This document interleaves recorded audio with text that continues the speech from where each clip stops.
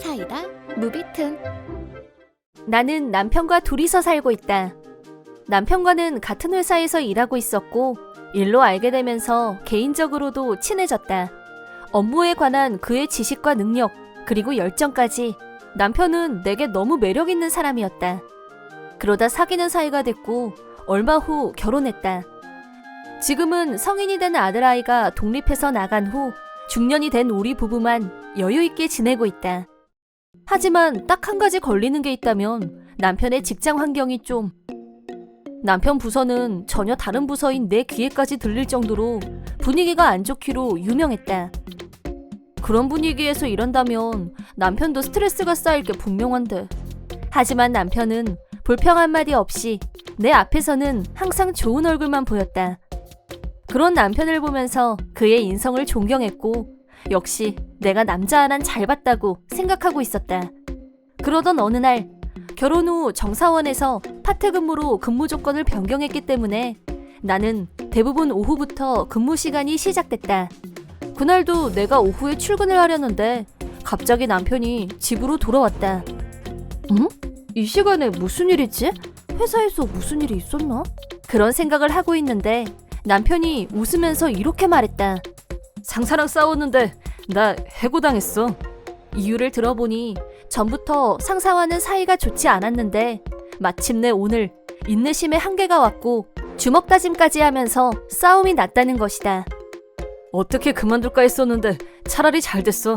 그래, 당신이야 뭐 능력 있겠다. 다른 데서 금방 오라는 데 있을 거야. 남편한테 말은 그렇게 했지만 솔직히 분위기가 안 좋기로 유명한 부서에서 20년 이상 가족을 위해서 참고 일하며 견뎌온 걸 생각하면 이번에는 내가 남편을 좀 편하게 해줄 차례다. 지금은 부부 둘뿐이고 내가 받는 월급에 퇴직금, 실직수당까지 있으면 생활은 문제 없을 거고 이왕 이렇게 된 거 남편이 이참에 편안히 쉬었으면 좋겠다. 그렇게 생각했다. 그런데 남편이 퇴사를 하고 한참 지나서 한 동료가 나한테 이런 말을 했다.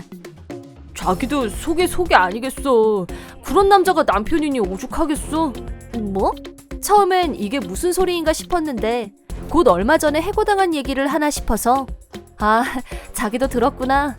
우리 남편 지금 집에 있는데 좀 쉬면서 재충전도 하고 천천히 재취업하라고 했어. 헉, 자기 남편 용서했어? 대단하다. 어떻게 그걸 용서해? 어? 무슨 소리야 그게? 아니야 아무것도. 그냥 내 말 못 들은 걸로 해. 라면서 말끝을 흐리더니 그냥 가버렸다. 하지만 내가 모르는 다른 이유가 있는 게 분명했고 그 동료를 붙잡아서 꼬치꼬치 캐물었다. 그러자 정말 믿을래야 믿을 수 없는 얘기를 듣고 말았다. 뭐? 우리 남편이 불륜? 그것도 상대가 왕진자라고? 왕진자는 알 사람들은 다 아는 소문난 바람둥이였고 여러 남자와 가볍게 관계를 맺는 생각이라고는 없어 보이는 여자였다. 동료가 굳이 거짓말을 할 이유도 없는데 나는 여전히 그 사실을 믿을 수가 없었다. 현실로 받아들일 수 없을 만큼 충격적이었다. 남편과는 20년 이상 결혼 생활을 했고 이미 성인이 된 아들까지 있는데 그 나이에 불륜이라니? 언제부턴 거야? 배신감과 분노로 머리가 어지러웠고 얘기를 듣는 것뿐인데도 구역질이 나올 것처럼 힘들었다.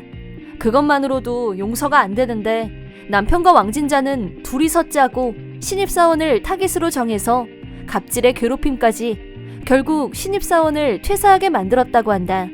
하지만 신입사원은 상사인 남편과 남자들은 다 자기 휘하에 두고 있는 왕진자가 무서워서 항의도 못하고 조용히 사표를 내고 떠나거나 우울증으로 병원에 다니다가 결국 퇴사를 한 사원도 있다고 한다. 그거 정말 다 사실이야?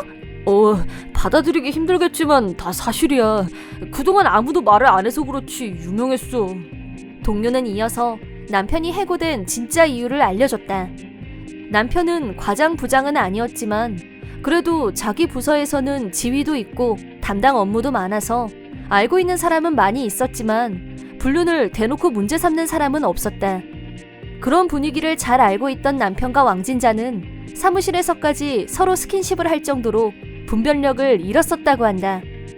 상황이 그 정도까지 되자 동료들도 더는 못 봐주겠다면서 윗상사를 찾아가 고발을 했고 그래서 해고를 당한 거라고 했다. 그날 저녁, 진실을 알고 나니 남편을 똑바로 쳐다볼 용기가 나지 않았다. 그동안 나한테 보였던 모습은 뭐고 형편없는 여자와 불륜에 갑질까지 저지른 남자. 그날 밤은 충격으로 잠도 오지 않았다. 다음 날 나는 직접 확인해야겠다는 생각에 남편이 근무하던 부서를 찾아갔다. 남편 부서에는 전에도 갔던 적이 있기 때문에 들어가는 건 문제 없었다. 남편 부서를 찾아가서 괴롭힘을 당했던 신입사원을 예뻐했다는 남자 사원을 찾아가 물어보기로 했다. 바쁘신데 이렇게 시간을 내주셔서 정말 감사합니다. 내가 인사를 하자 남자 사원은 단호하게 입을 열었다. 저는 지금도 한진상 주인과 왕진자 씨가 그동안 한 짓이 용서가 안 됩니다. 그 신입사원 친구 정말 열심히 일했어요. 입사하자마자 하나라도 더 배우려고 얼마나 애썼는데 요새 그런 친구 흔치 않아요. 그런데 두 사람이 인사성이 너무 밝다면서 튀려고 환장한 거 아니냐면서 괴롭히기 시작했어요. 그러자 그 친구가 얼마 못 가서 회사에 못 나오게 됐고요. 충격이 너무 컸던 거죠. 그 친구 어머니랑 통화를 했는데 우울증이 너무 심해서 사회에 복귀할 수 있을지 모르겠다면서 우시더라고요.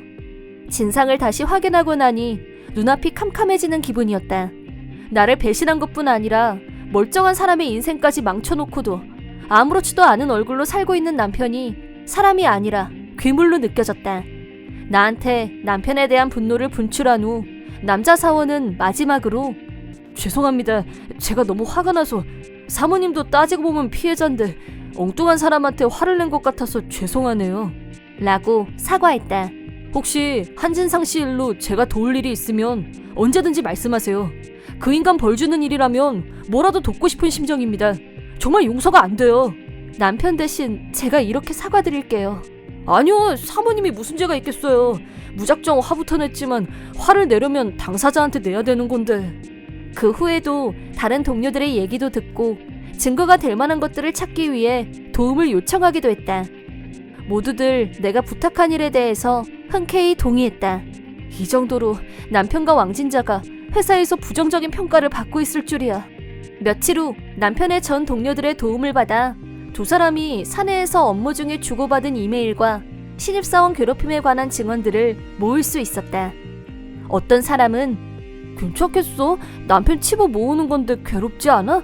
라고 물었지만 솔직히 사람들 얘기를 듣다 보니 남편의 인성이 어디가 바닥인 줄도 모르게 떨어져 있다는 걸 알았고 그동안 남편을 존경하고 위하려던 마음이 싸늘히 식어버렸다.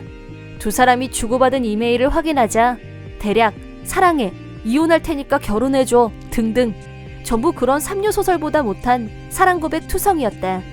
이런 쓰레기를 그렇게 좋아하고 안쓰러워했던 나를 차라리 때리고 싶어졌다.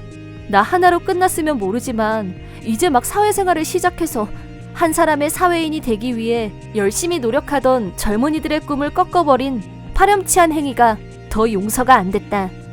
어느 날 남편의 뒤를 밟기로 했다.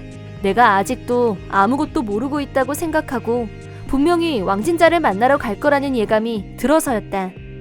역시나 두 사람은 만났고 보자마자 키스를 했다.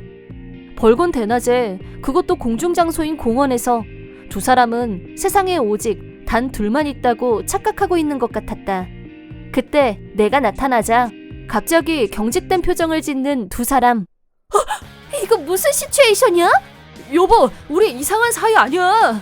라면서 마치 자신은 결백한데 억울하다는 듯이 말하는 남편을 보니 어이가 없어서 웃음이 터져 나왔다. 뭐가 아닌데? 당신하고 왕진자 씨 사이를 증명할 자료는 이미 수집 끝냈어. 내가 불륜보다 더 화가 나는 게 뭔지 알아? 그건 너희 둘이 신입사원들을 괴롭히고 힘들게 해서 그들의 인생을 망쳤다는 사실이야. 당신이 그걸 어떻게 알았어? 당신 부서에 찾아가서 한 사람 한 사람한테 묻고 확인했어. 처음엔 불륜에 대해서 확인하려고 했는데 막상 뚜껑을 열어보니까 더 추악하고 더 쓰레기 같은 짓을 하고 다녔더군. 아주 인간 말종이더라. 이제 와서 나한테 무슨 말을 해도 안 통해. 가거나 해둬. 그렇게 말하고 두 사람을 무시하고 돌아섰다. 집으로 돌아온 남편은 울면서 잘못했다고 몇 번이나 빌면서 다시 생각해달라고 매달렸지만 다시 생각할 가치는 어디에도 없었다. 이미 늦었다고 분명히 말했을 텐데 나머지는 변호사 통해서 연락해. 뭐라고 떠드는 남편을 무시하고 변호사 전화번호만 남긴 채 친정으로 와버렸다. 그 후 변호사를 통해 남편과 왕진자에게 내용 증명을 보냈고 위자료를 청구한 후 이혼이 성립됐다. 그리고 내가 가지고 있던 신입사원 괴롭힘 증언을 회사에 증거로 제출한 결과 남편과 왕진자는 두 사람 때문에 퇴사한 여러 명의 신입사원들로부터 갑질 횡포에 관한 집단 소송을 당하게 됐다. 그 중에는 그 남자 사원을 특별히 아꼈던 중도의 우울증을 앓고 있다는 신입사원도 포함돼 있다고 들었다. 나는 남편과 이혼했고 위자료도 받았고 더 이상 남편에 대한 미련 따위는 없었다.